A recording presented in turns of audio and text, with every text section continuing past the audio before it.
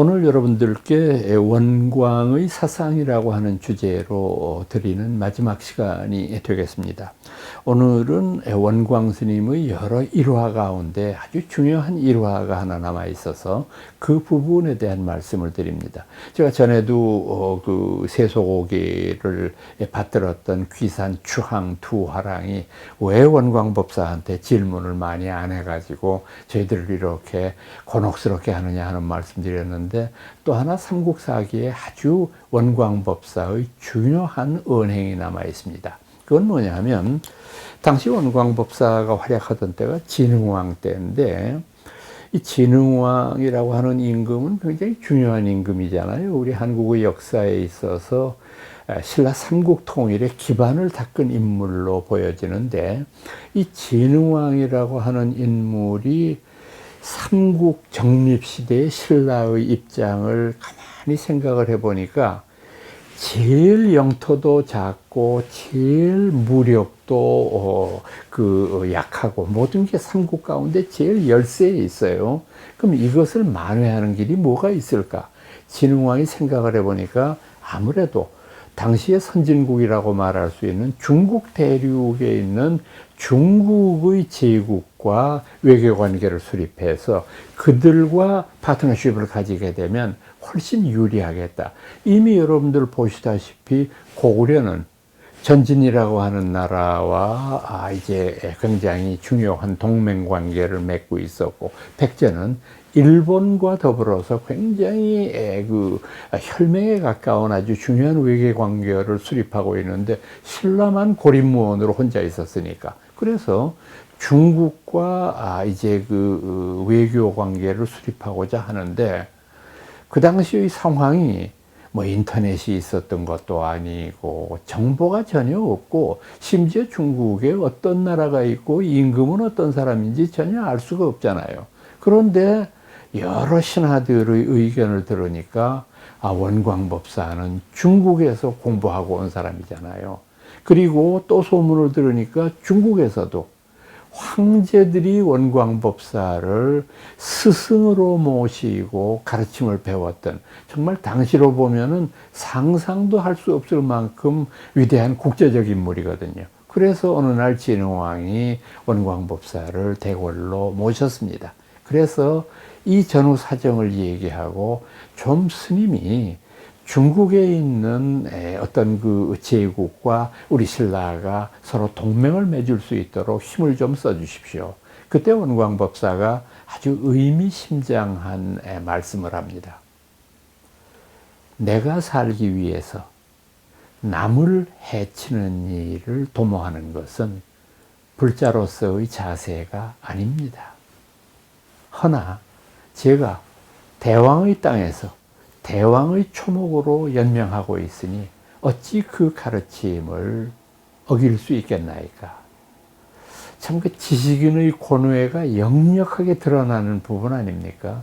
불자로서, 오계를 지켜야 되는 그런 불자로서 내가 살려고 남을 곤경에 처하게 하는 그런 일, 이건 절대 불자로서는 해서는 안 된다.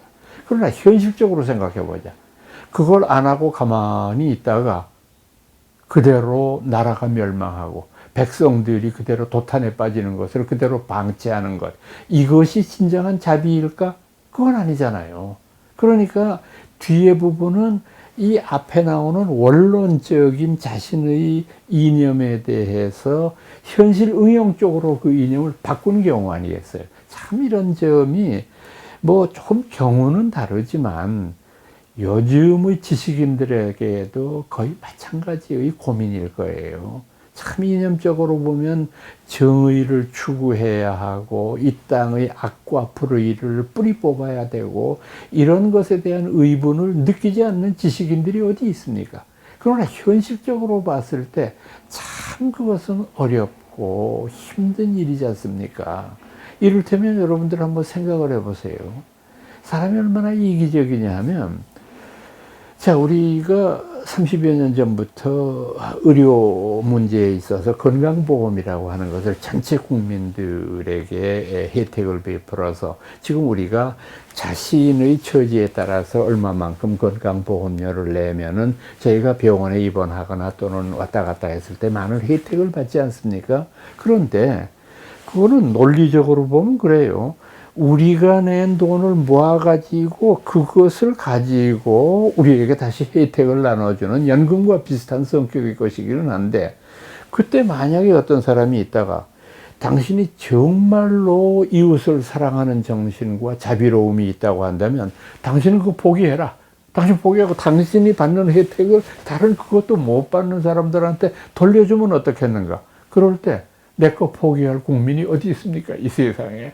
아니요, 그건 나도 받아야 되니까. 그렇게 사람이 절대적으로 남을 위한 헌신을 하는 것은 굉장한 노력과 자제가 있지 않으면 어려운 일이니까 원광법사가 그런 고민을 가지고 참 어려움을 겪었다고 하는 걸 보여주는 일화 아닙니까? 그래서 마지못해서 정말 원광법사가 중국에 사신을 보내고 당신과 인연이 있었던 황제에게 친히 글을 써서 그 글을 가지고 사신이 중국에 건너가서 마침내 중국과 신라가 서로 외교 관계를 맺는, 나중에 그 외교 관계는 이제 5호 16국 시대를 지나고 위진 남북조 시대가 수나라로 통일되고 수나라가 30여 년 만에 멸망하고 난 다음에 당나라가 되고 그 당나라와 신라의 굳건한 외교 관계로 발전하게 되고, 그것 때문에 결국은 중국이라고 부르는 나라의 도움을 얻어서 신라가 삼국 통일을 완수할 수 있었지 않습니까?